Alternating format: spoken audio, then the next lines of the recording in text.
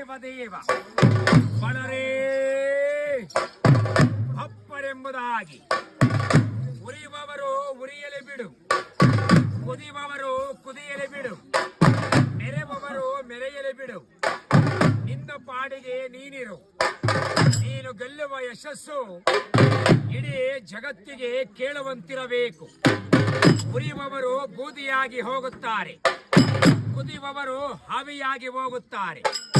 ನಾನು ನಾನು ಎಂದು ಮೆರೆಯುವವರು ಮರೆಯಾಗಿ ಹೋಗುತ್ತಾರೆ.